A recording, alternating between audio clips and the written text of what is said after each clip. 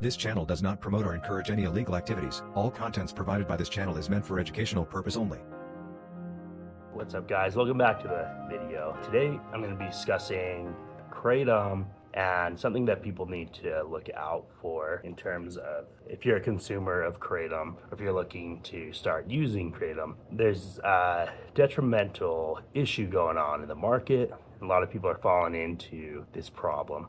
So I just want to discuss it, help people out there avoid this pitfall. And what that is what I'm going to be comparing is the difference between the Kratom that you'd purchase in a powder form, the standard Kratom powder from the plant matter, and I'm going to be comparing that to the extracts that you're going to be seeing in a lot of these smoke shops. Sometimes they'll even sell them at the gas station, and I'm going to be explaining why they're two completely different things, and one is a lot more dangerous and serious than the other. So first off, I'm going to explain how Kratom works. Now, normal Kratom that you'd be getting from an online supplier, if it's just the Kratom powder, now that's got something in it called Mitragyna. Now, Mitragyna is a naturally occurring compound that exists in the plant matter itself, and that's an mu-opioid agonist is the way it works. So it goes to your opiate receptors, the mu-opioid receptor, and it replaces your natural endorphin.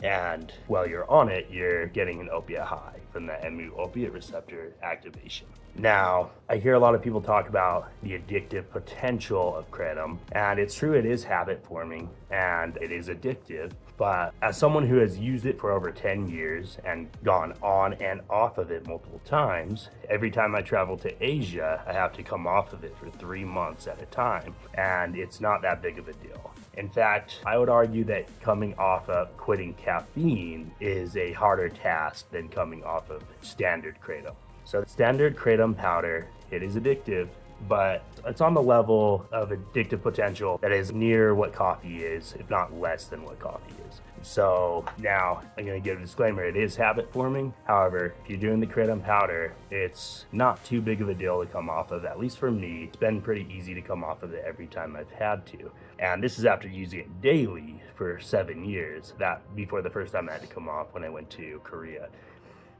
That was after 7 years of daily use. I came off of it pretty easy. I had a case of the sniffles that lasted about 10 days, and I had some restless leg syndrome for the first few days, probably about 5 days. And those side effects were mitigated with black seed oil. And I'll do a separate video discussing what black seed oil is and how it can be beneficial to anyone, but especially anyone who's coming off of Kratom. It is really helpful in that scenario. Now, I'm going to discuss the extracts of Kratom.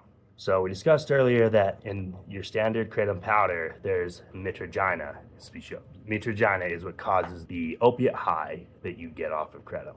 Now, these extracts that you see in smoke shops and often in the gas station, it's going to have something in it called 7-hydroxymitragynine. Now, 7-hydroxymitragynine is not a natural byproduct of Kratom. It is an artificial product. In fact, the way that you get 7-hydroxymitragynine is by oxidizing the standard Mitragyna that's already in the plant. When you oxidize Mitragyna, it turns into 7-hydroxymitragynine.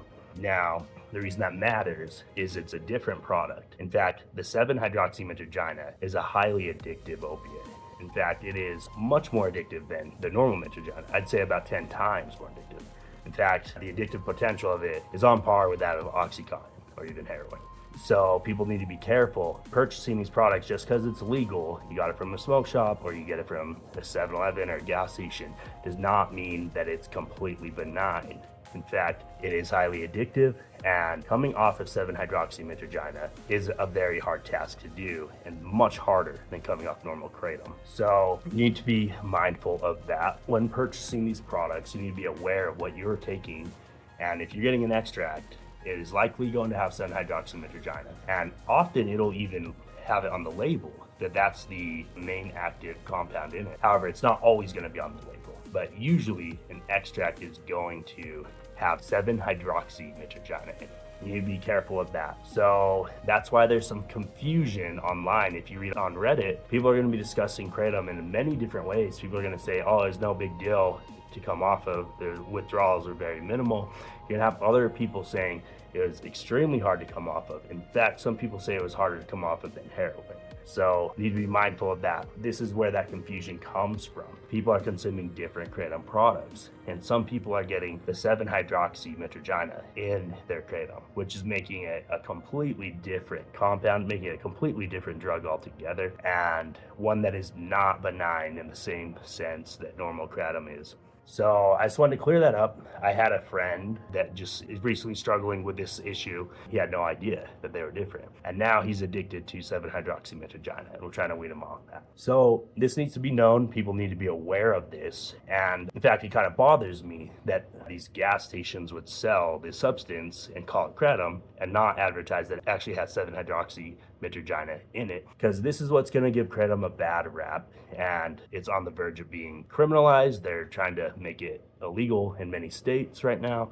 The FDA is going after Kratom really hard right now, and this distinction not being drawn is part of the issue. People need to be aware that these are two different substances often being sold as the same thing. And I'd like to clear that up, and hopefully people could be more informed about this, about the difference between Mitragyna and 7-hydroxymitragynine, and be more cautious of the Kratom product that they're taking, and really make sure that it's a pure product and that you are just getting the plant that's dried, the dried powder. It's going to be a much safer product, and be wary of these extracts. These extracts are highly addictive, and I've heard about some deaths related to Kratom, that there have been Kratom-related deaths. Now, Kratom is known to be a lot safer than other opioids because it doesn't slow your respiratory system. It doesn't slow your heart rate with higher doses. In fact, you'll get to a level where you're extremely nauseous and sick before it gets to the point where it's actually lowering your heart rate and breathing. However, 7-hydroxymitragynine does not have the same fail-safe mechanism that normal mitragynine has. Normal mitragynine will cause extreme nausea and what is called the wobbles, where your whole mind-muscle connection gets disrupted and you get really disoriented, and it's a very uncomfortable experience, which keeps people from dosing too high. And that's why it would be very hard to get a high enough dose of normal standard Kratom powder to get to the point where you would actually have the risk of having your heart rate slow and your respiratory rate slow that you would get with other opiates. However, 7-hydroxymitragynine does not get you that same nausea and wobbles feeling that you'd get from the normal mitragynine, even at very high doses. So you could dose it a lot higher than with the other mitragynine, could get a lot more euphoria with it, but also that's when you could actually step into the terrain of having the overdose scenario become a risk. Now, overdoses on 7-hydroxymitragynine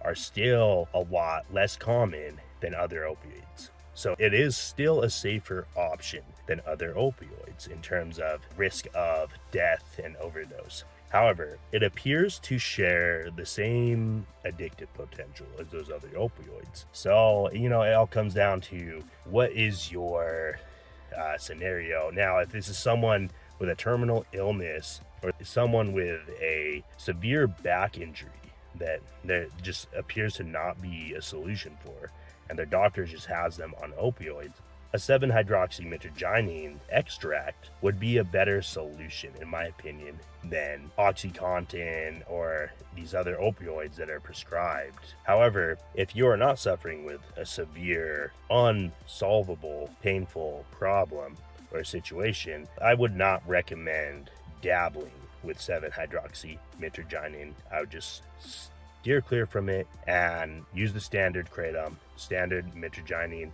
is a lot safer. I would argue that any overdoses on Kratom could be attributed to the 7-hydroxymitragynine extracts. And unfortunately, in the toxicology reports, they do not know how to distinguish between the two. There probably is the ability to do, but they have not been doing that. So when they say there's been a Kratom death, which there has been a couple dozen, they're not distinguishing between 7-hydroxymitragynine and normal mitragynine. And I'd be perplexed if any of those overdoses were from standard mitragynine. It would boggle my mind, because I guarantee that's not happening. I guarantee any death associated with Kratom is going to have 7-hydroxymitragynine involved. So steer clear from it.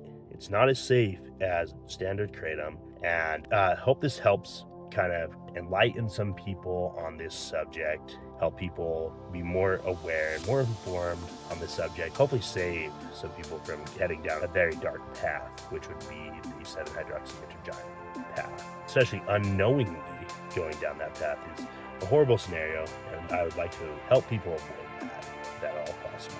So that's the video for today, guys. Thank you so much for watching. I appreciate you guys tuning in. There's going to be more coming pretty soon. Keep locked into my channel and stay healthy.